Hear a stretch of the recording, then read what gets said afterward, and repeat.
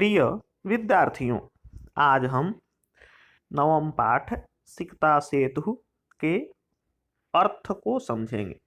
पिछले वीडियो में हमने सिकता सेतु के उच्चारण प्रक्रिया को जाना था।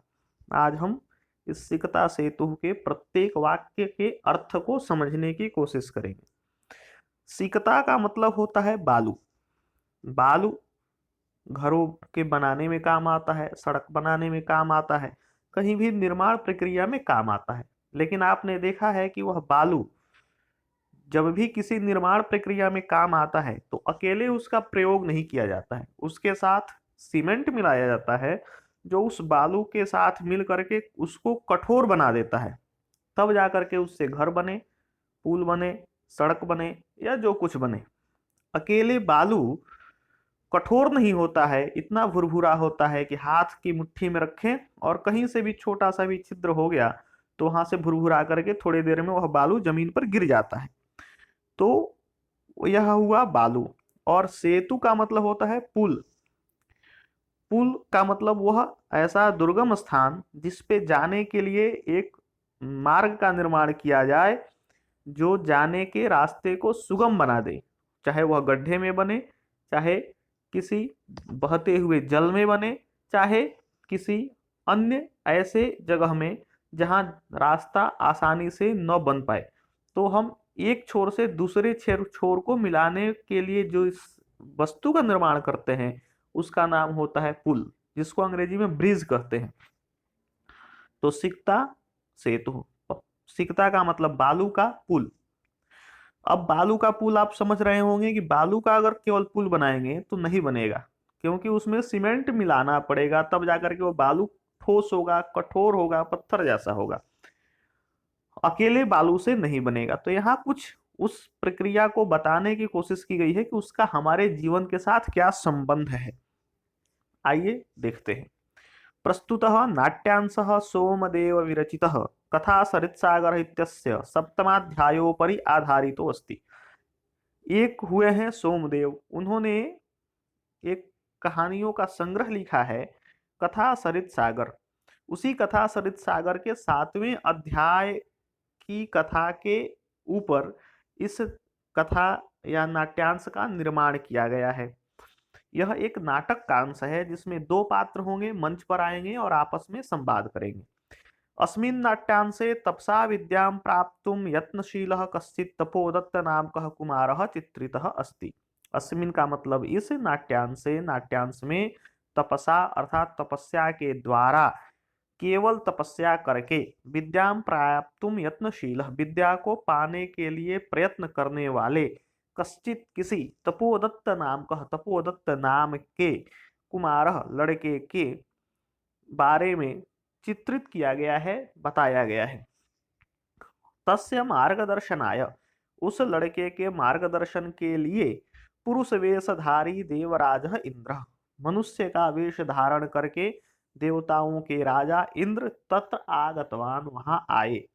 तत्र आगत्य, वहां पर आकर के, देवराज देवताओं के राजा इंद्र ने, सिकताभिः सेतु निर्माणार्थम प्रयतते, सीकता से अर्थात बालू से पुल के निर्माण की कोशिश की। एतद दृष्ट्वा, यह देख करके, तपोदत्त, जो तपोदत्त है वह प्रहसन, हंसता है और वदति, बोलता है, किमर्थम भो बालुकाभिः जलबंधम निर्मासी। हे महोदय, क्या आप बालू से इस जल के बांधने का उपाय कर रहे हैं। ततो देवराज प्रतिवक्ति, तब उस देवताओं के राजा ने कहा, यत् अध्ययनम श्रवणम पठनम विना, यदि अध्ययन, पठन अर्थात पढ़ना, और श्रवण सुनने के बिना त्वं विद्यां प्राप्तुं शक्नोषि, तुम विद्या को प्राप्त कर सकते हो, तदा अहमपि बालुकाभिः सेतु निर्माणं कर्तुं शक्नोमि, तो मैं भी बालू के द्वारा इस पुल का निर्माण तो जरूर ही कर सकता हूँ। देवराजस्य अभिप्रायं ज्ञात्वा, तब उस देवराज के अभिप्राय को जान करके, तपोदत्त, उस तपोदत्त नाम के लड़के ने, विद्या प्राप्ति काम, विद्या प्राप्त करने की इच्छा से, गुरुकुलम गतवान, गुरुकुल को गया और विद्या पढ़ने लगा। यह इसकी मुख्य बात हो गई। अब आइए इस नाट्यांश को देखते हैं।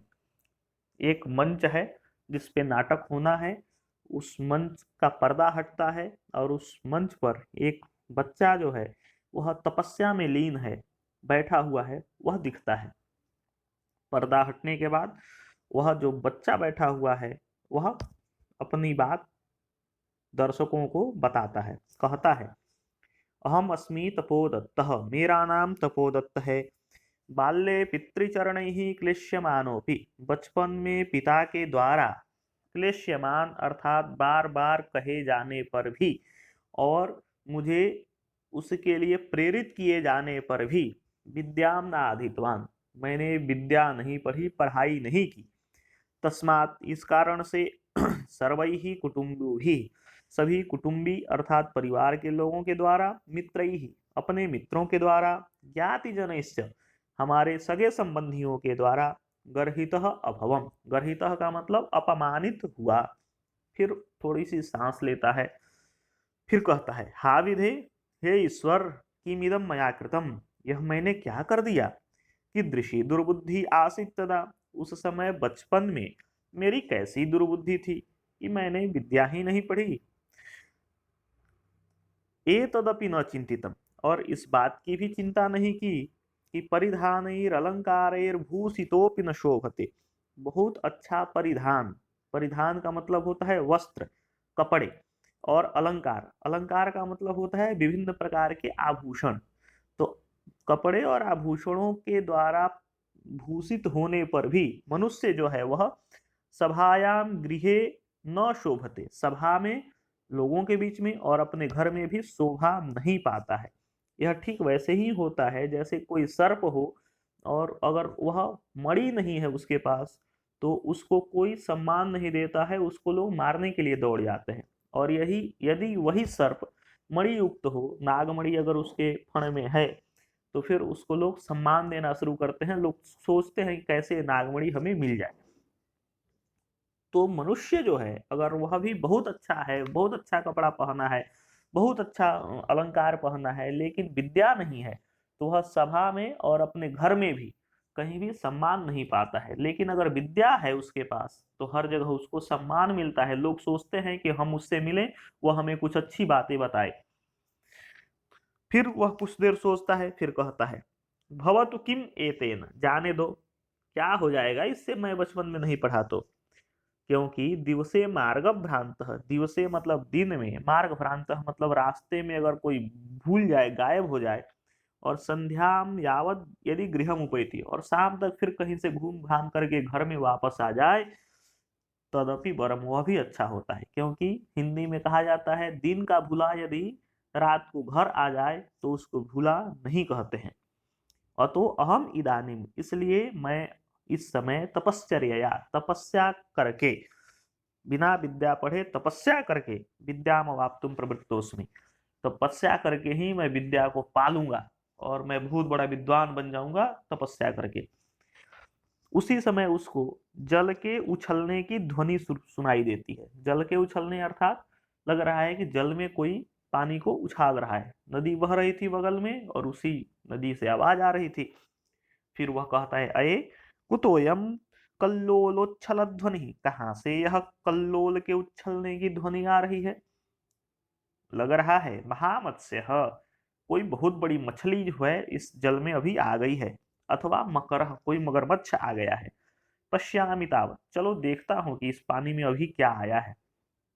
फिर वह वहां जाता है, नदी के पास वहां जाता है तो देखता है कि पुरुषमेकम सिकताभि सेतु निर्माण प्रयासम कुर्वाणम दृष्ट्वा साहसम, देखता है कि एक व्यक्ति है जो नदी के बहते हुए जल में किनारे से बालू उठाता है और बहते हुए जल में डालता है, फिर उठाता है, फिर डालता है, और तब तक नदी का जो जल है वह उस नदी में डाले हुए बालू को बहा करके दूर लेके चला जाता है। लेकिन वह यही काम बार बार कर रहा है।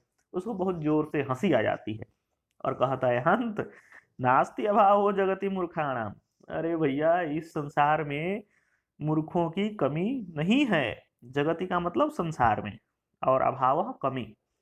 तीव्र प्रवाहायाम नद्याम, इस तेजी से बहते हुए नदी के जल में, अयम मूढ़, यह जो मूर्ख है, मूढ़ का मतलब मूर्ख व्यक्ति है, यह सिकता भी बालू के द्वारा सेतुम पुल बनाना चाहता है। साट्टहासम पार्श्वमुपेत्य, फिर हंसते हुए उस व्यक्ति के नजदीक जाता है और कहता है, भो महाशय किमिदम विधीयते, हे महोदय आप यह क्या कर रहे हैं।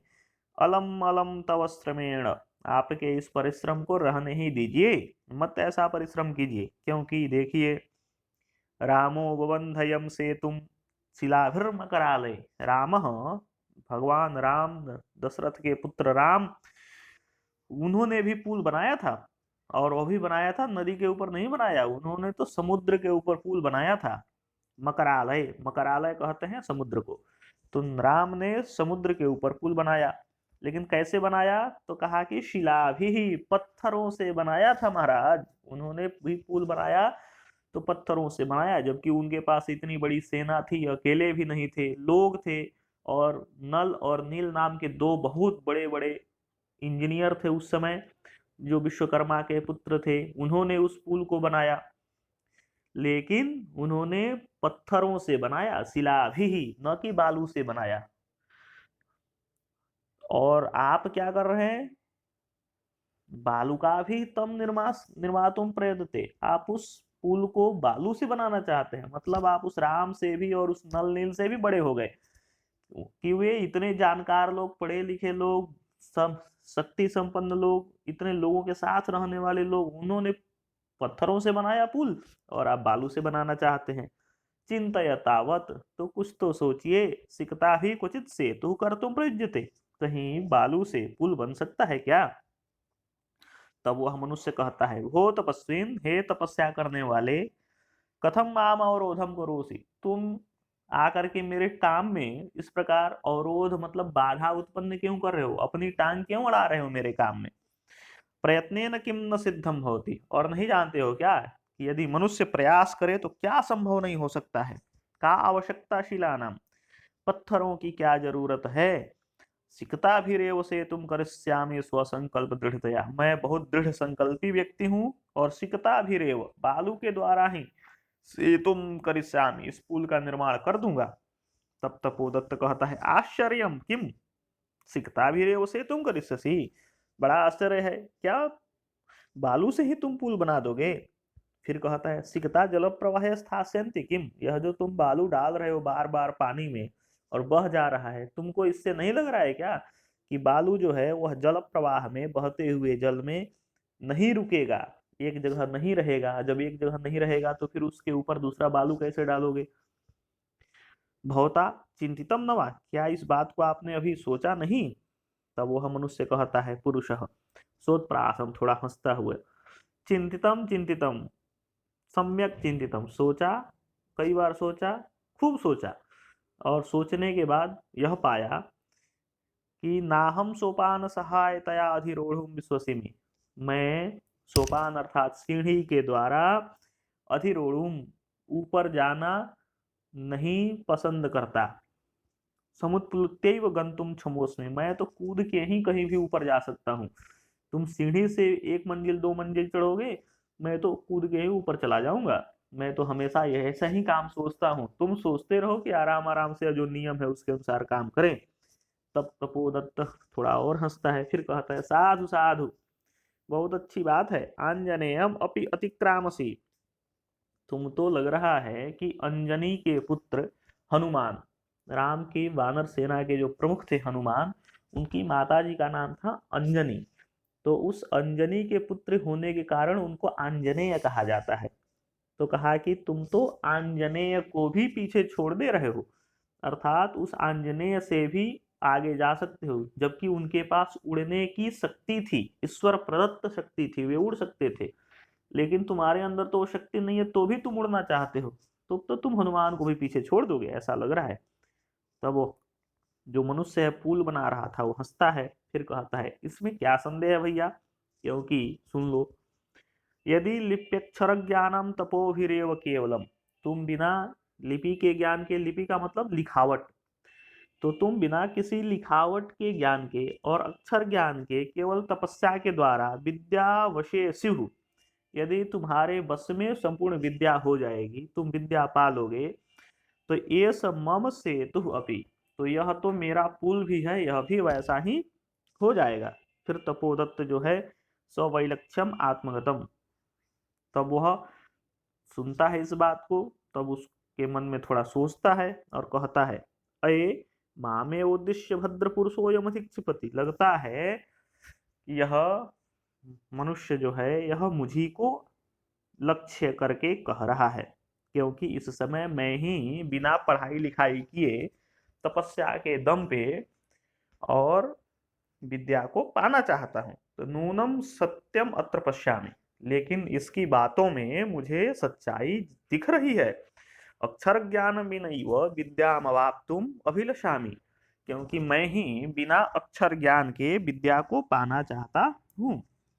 तदीयम भगवत्याः शारदायाः अवमानना, तो यह निश्चित रूप से भगवती शारदा की अपमान की बात होगी, क्योंकि विद्या की देवी हैं, हमेशा पुस्तक लिए रहती हैं, और मैं उसी पुस्तक को छू भी नहीं रहा हूँ और विद्या भी पाना चाहता हूँ। शारदा का मतलब सरस्वती। तो गुरु गृहम गत्वैव अभ्यासो मया करणीयः, अतः गुरु के घर में जाकर के मुझे विद्या पढ़नी चाहिए, क्योंकि पुरुषार्थैरेव लक्ष्यम प्राप्यते, क्योंकि पुरुषार्थ से ही लक्ष्य को पाया जा सकता है। तब वह उस व्यक्ति से कहता है, भो नरोत्तम नाहम जाने यत् कोऽस्ति भवान, हे मनुष्य मैं नहीं जानता हूं कि आप कौन हैं, परंतु भवद्भिः उन्मीलितम मे नयन युगलम, लेकिन आपने मेरी उन्मीलितम खोल दी हैं। नयन युगलम, नयन का मतलब मेरी दोनों आंखें, आपने मेरी आंखों को खोल दिया है, क्योंकि तपोमात्रेण विद्यामवाप्तुम प्रयत्मानः अहम, मैं तो इस समय केवल तपस्या करके और विद्या को पाने की कोशिश कर रहा हूँ। और यह ठीक वैसा ही है जैसे सिकताभिरेव सेतु निर्माण प्रयासम, जैसे बालू से आप पुल बनाने की कोशिश कर रहे हैं, वैसे ही मैं भी विद्या विद्या पढ़े और विद्या को पा जाना चाहता हूँ, विद्वान होना चाहता हूँ। तो मैं भी तो आपके जैसा ही काम कर रहा हूँ, इसलिए आपने मेरी आंखें अब खोल दी। अब मुझे क्या करना है कि तत् इदानीम अध्ययनाय, तो इस समय अब विद्या अध्ययन करने के लिए गुरुकुलम एव गच्छामि, अब मैं गुरुकुल में ही जाता हूँ और वहीं जाकर के विद्या पढ़ूंगा। अब इस समय से मैं विद्या पाने के लिए तपस्या नहीं करूंगा। सब प्रणामम गच्छति, फिर उस आदमी को वह प्रणाम करता है और वहां से चला जाता है। पाठ आपका यहीं समाप्त होता है।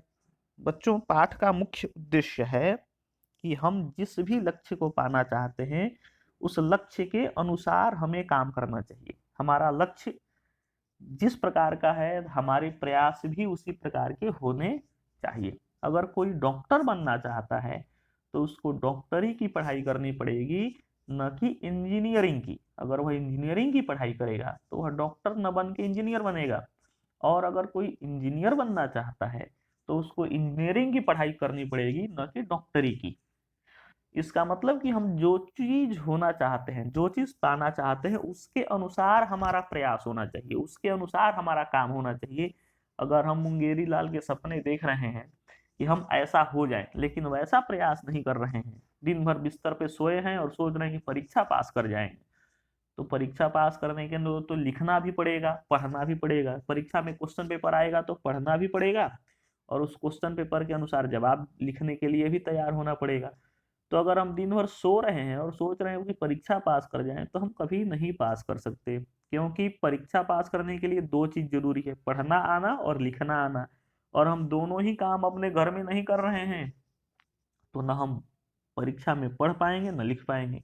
इसी प्रकार जीवन में कहीं भी, अपने जीवन में जो कुछ भी हम पाना चाहते हैं, उस पाने वाली वस्तु या लक्ष्य के लिए हम उसके लायक हमें काम करना पड़ेगा, तब हम जाकर के उस चीज को पा पाएंगे। यह इस सिकता सेतु पाठ से हमें पता चलता है। इस पाठ को आप लोग बहुत अच्छे ढंग से एक दो बार और सुनिए, ताकि प्रत्येक वाक्य और शब्दों के अर्थों को आपको समझने की शक्ति आ जाए, और इसके मुख्य भावना को समझ करके आप लोग भी अपने जीवन को वैसा ही बनाने की कोशिश कीजिए। बहुत बहुत धन्यवाद।